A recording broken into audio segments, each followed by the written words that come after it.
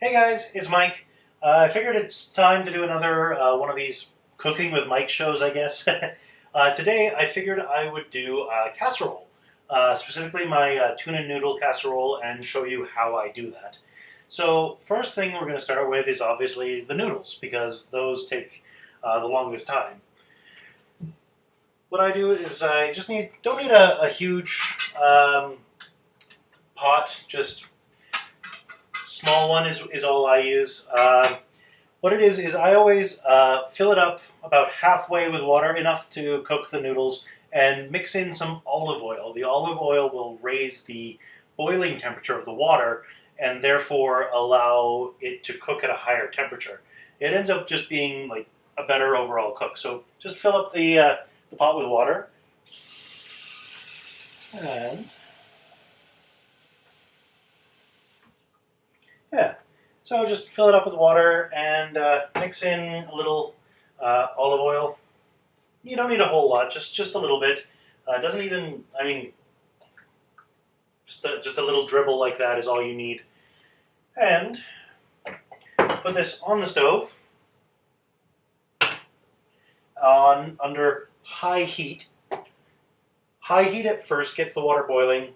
We're going to turn it down to about 60% once the water is actually boiling. And oops, got the variable size, so I can have like the two zones, the small zone or the big zone.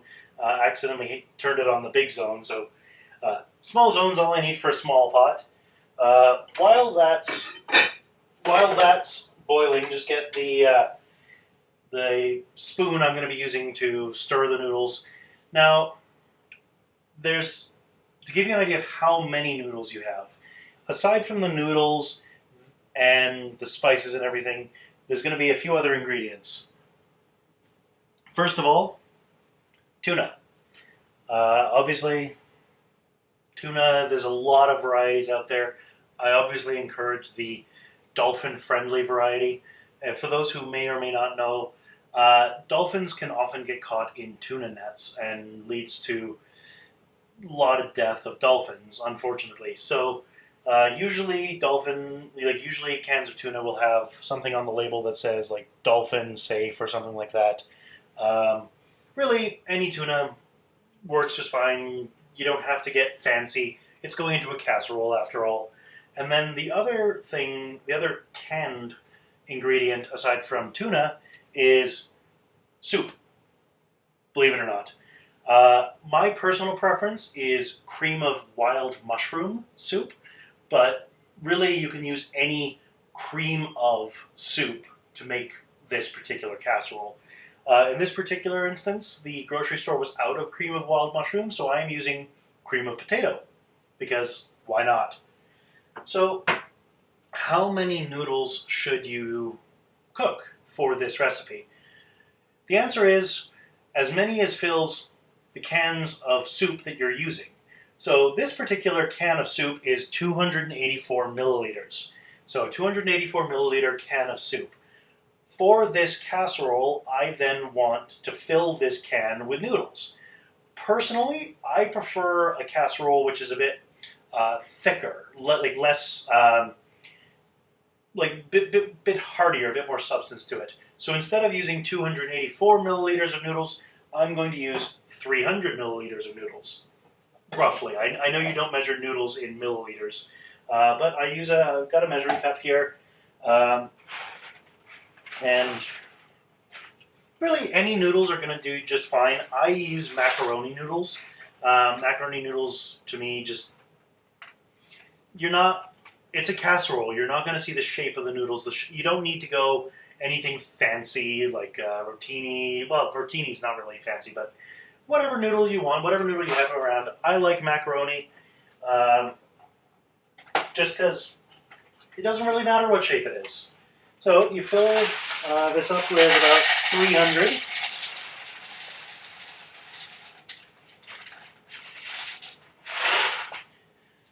Shake the level, tap it, just to make sure it's level. Yep, 300 milliliters of macaroni right here. And put the box away.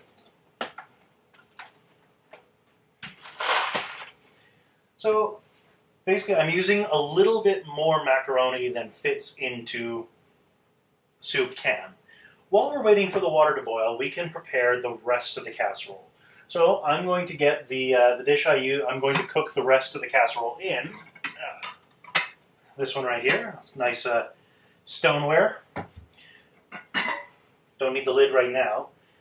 And into this stoneware dish, we are going to empty the soup can and the tuna can. So I'm just going to grab a, oops, wrong drawer. I'm going to grab the wrong drawer. Yep, that's me. Fully prepared, professional, you know. I'm going to grab the can opener and open up the can of soup. Personally, I always like starting with the can of soup because it'll, I don't know, really it doesn't matter. I feel that it allows me to mix it in better. If you've got a nice can opener like mine, it's got a little magnet on it, so you can just twist all the way around and pull the can ring off. And oh so graciously just dump the soup into the stoneware. Voila, gourmet at its finest. I'll clean that off a little bit later. Oops.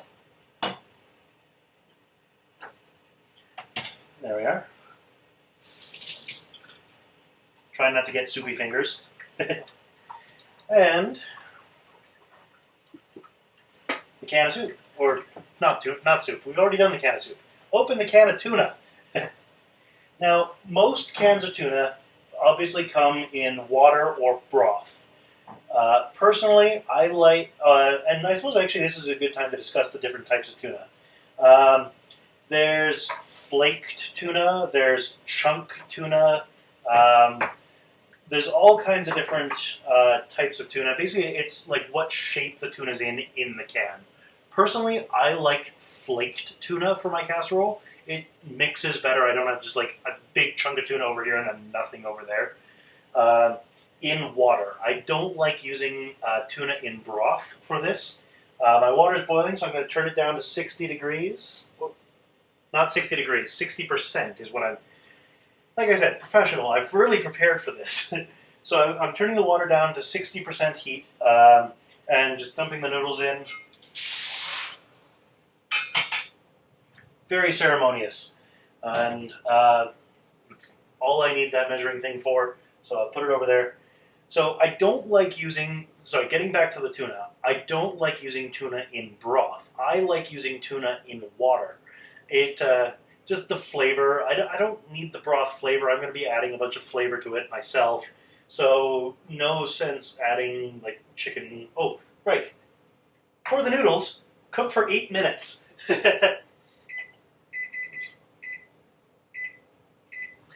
There we go. Cook the noodles for 8 minutes and stir occasionally. Basically, just so long as they don't stick to the bottom of the pot or burn. It really doesn't matter. You know, so long as it's evenly cooked, 8 minutes cooking time, no problem, right? So we're going to drain the tuna of the water, which, like I said, my can opener, because it's got the magnet on it, I can just cut the top of the can all the way around and press against the top of the lid to actually fully drain it of water. That means I don't need any extra moisture in this casserole, but a little bit isn't going to hurt. It doesn't matter if you drain it bone dry. So take the top of the can off and dump it in. Now the trade-off, of course, to draining the can as dry as I do is it doesn't all come out easily. You got a bunch of tuna just stuck in the can.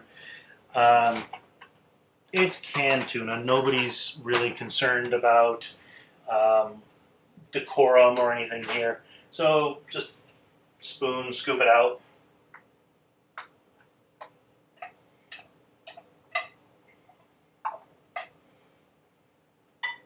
Got a little bit of soup on the lip of the bowl there.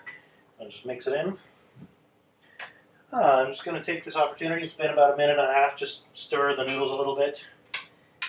Usually I find at first when you first put the noodles into the water, they tend to clump a little bit, just because they're dry and they've suddenly got moisture. It basically, especially because pasta, like usually in a container of pasta, there's a lot of pasta powder, like fine pasta powder.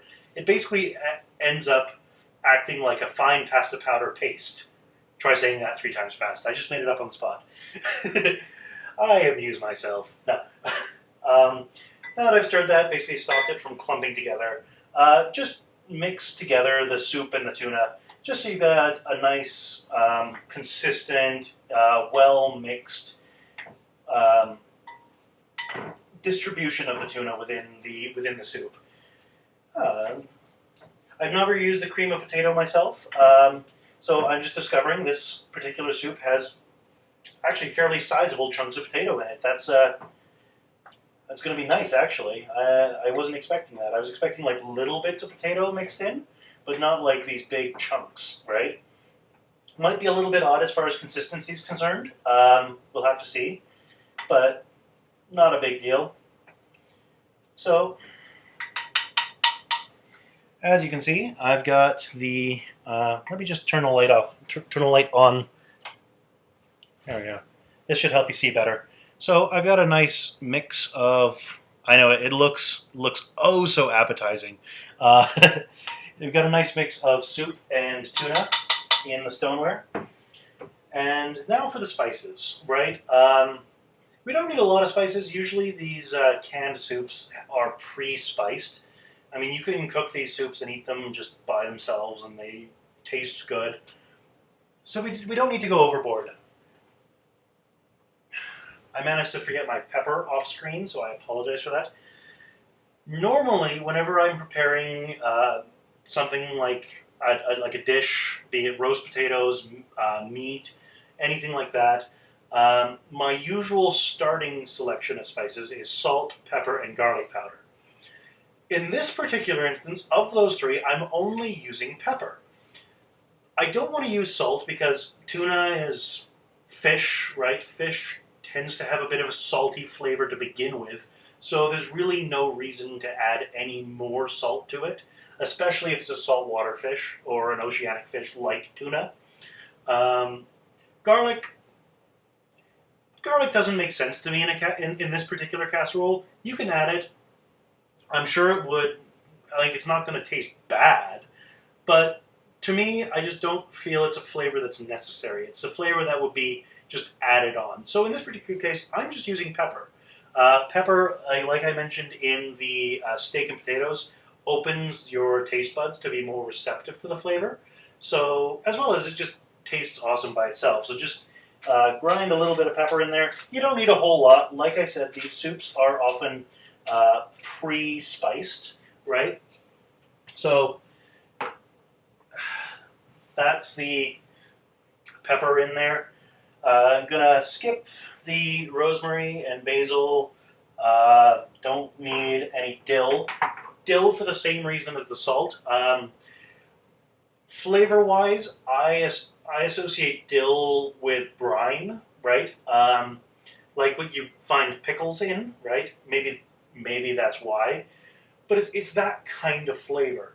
With fish, especially in a casserole, right? I don't think that flavor is what you're going for. So I'm going to skip the dill and also the mint. Don't need mint. And I'm just going to use the McCormick fine herbs. Like I said, in the steak and potatoes, this is a blend of herbs made by McCormick. In case you haven't watched that one, this one includes dehydrated parsley, freeze-dried chives, and tarragon. So parsley, chives, and tarragon. It's a nice, subtle blend of flavors, of herbs. Don't have to be shy, but doesn't need a generous amount. What I am going to use a generous amount of is coriander. Coriander seed, ground coriander seed specifically. Just give it a nice layer of coriander. That's probably the spice I use the most of in this particular casserole. And then a little bit of cumin as well. Cumin, like pepper, opens the taste buds. So just a light sprinkling.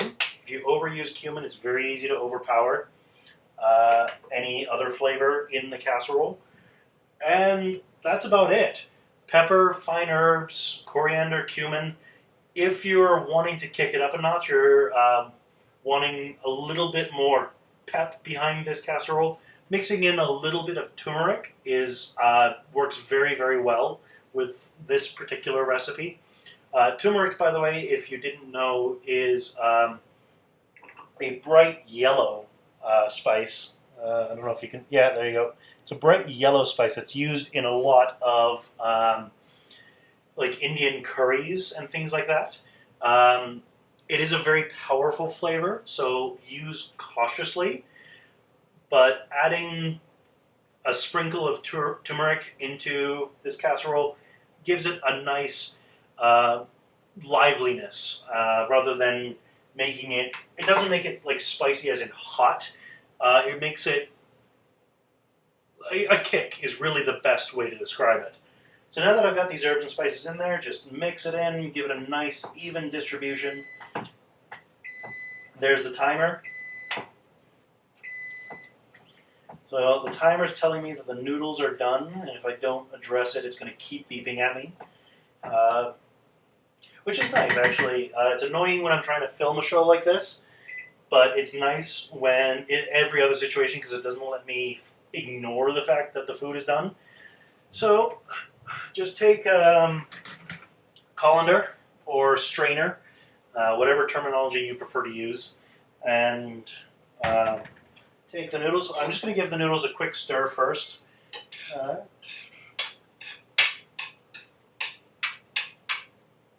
we are. Put the lid in the sink for later cleaning. And just drain the noodles. Now, the noodles do not need to be fully cooked. Reason being, we're going to be putting them in the oven. Speaking of, I completely forgot an important step, and that was turning on the oven. So, I apologize. Usually, while the noodles are cooking, you can start the oven preheating to 350 degrees Fahrenheit. So an oven like mine preheats very quickly. We don't really have to worry about too much. If there's too much waiting, I'm just going to cut it out in post-production because we don't really have to worry about that. There's just one last noodle in this pot that's being stubborn. There we are. If you're going to do what I just did and put your hand into a pot that just came off the stove, please be very careful to only touch the noodle and not the pot. Otherwise, you might burn yourself, and that's generally not pleasant. So, like I was saying, you don't need these noodles to be fully cooked. After all, they are going into the oven in a stone container filled with soup. Any extra moisture that they need, they're going to get from the soup in the oven. So we don't need to worry about that. But cooking them mostly to done, like I said, 8 minutes after you've preheated the water to boiling is plenty. Just take your noodles and dump them in your stoneware. So we've now got bunch of noodles on top of my mix of soup, tuna, and spices. So just mix that up again. Make it all nice and consistent, even distribution of noodles to tuna to soup to spices. Really the most important thing to mix and make sure you've got even distribution of is the spices.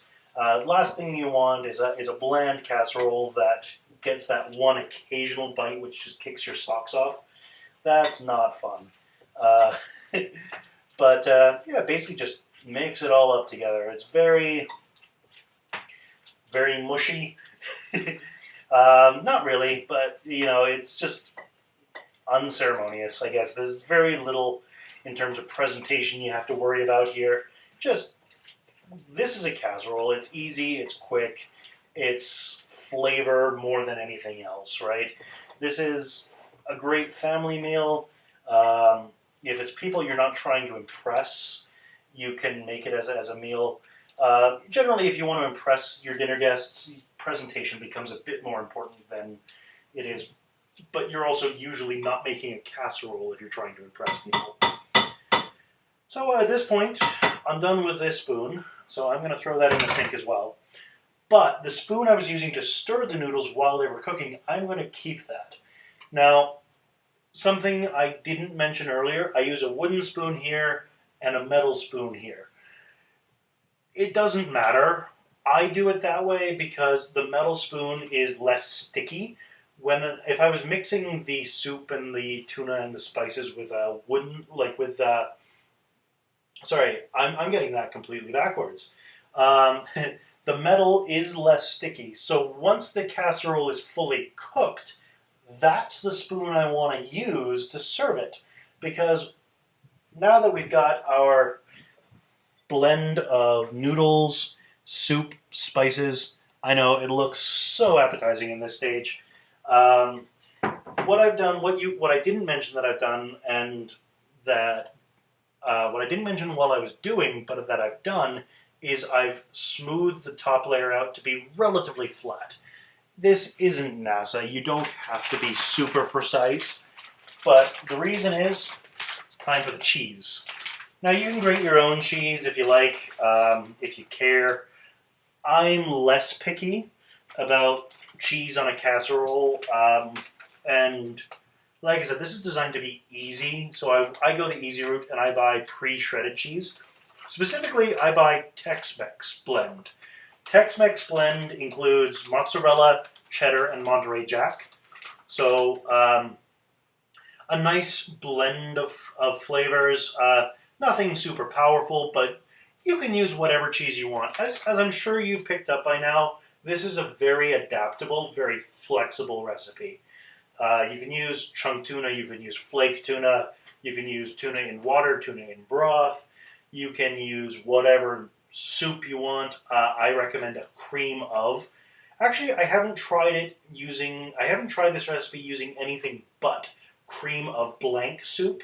So I don't know if any other soup will work, but cream of blank soups pretty much almost always work.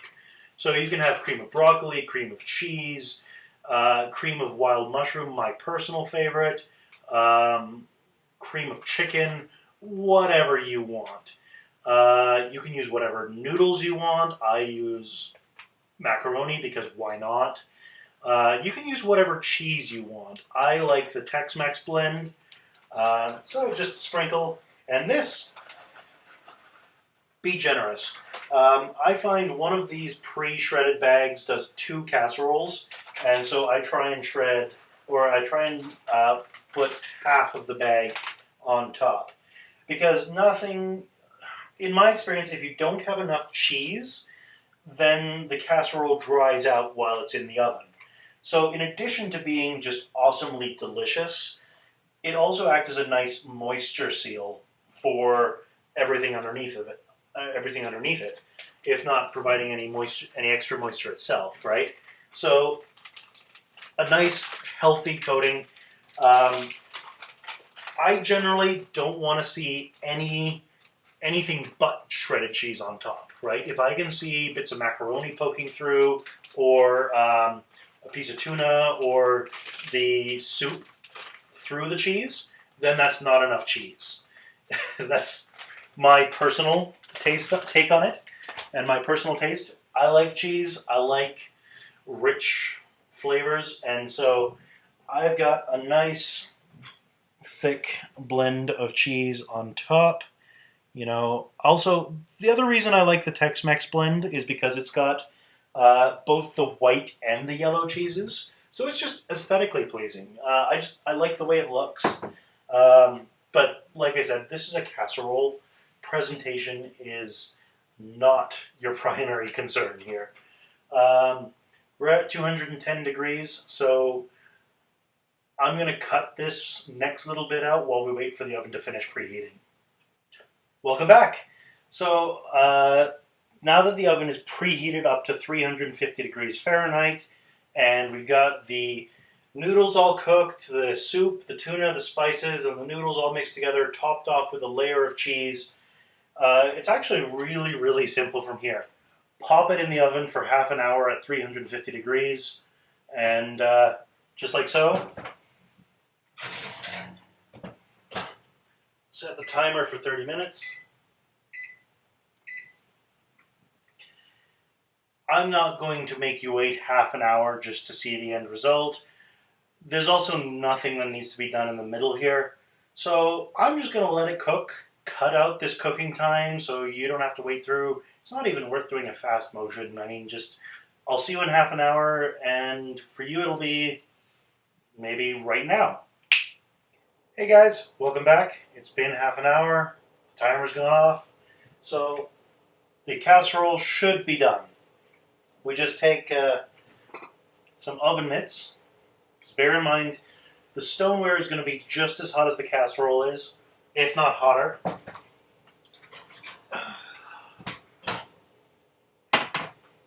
So what we have here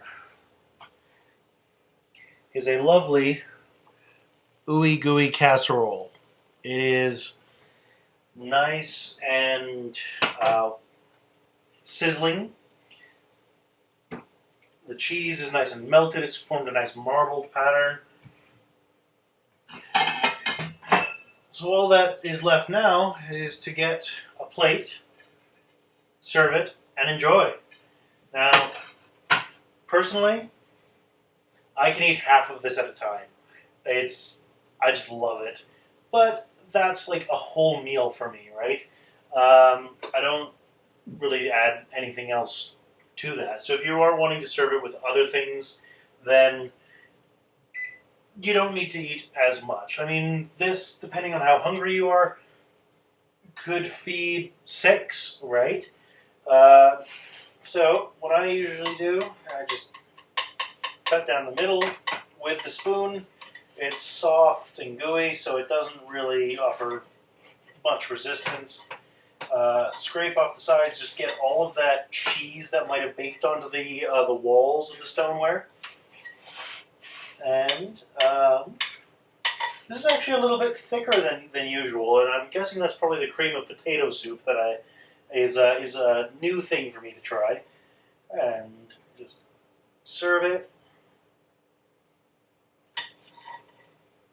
in whatever size scoops you deem to be reasonable. And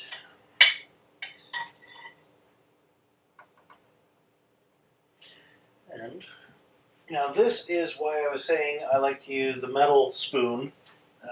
Gotta try and keep that over the plate. Instead of the wooden spoon for serving the casserole out. The cheese is all melty, you got the soup, you got the tuna and everything like that. It's sticky.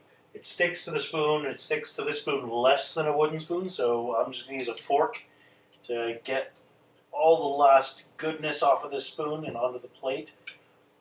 I mean, I'm going to be needing a fork to eat anyway, so why not, right? There we are. Once it's come down to room temperature, I can put the other half in the fridge for later consumption. But voila, we have tuna noodle casserole with cheese on top. I'm going to go enjoy this because I'm hungry and this smells delicious. Less fancy than the steak and potatoes, but tastes awesome. I hope you enjoy. I hope you try it, and I'll see you next time.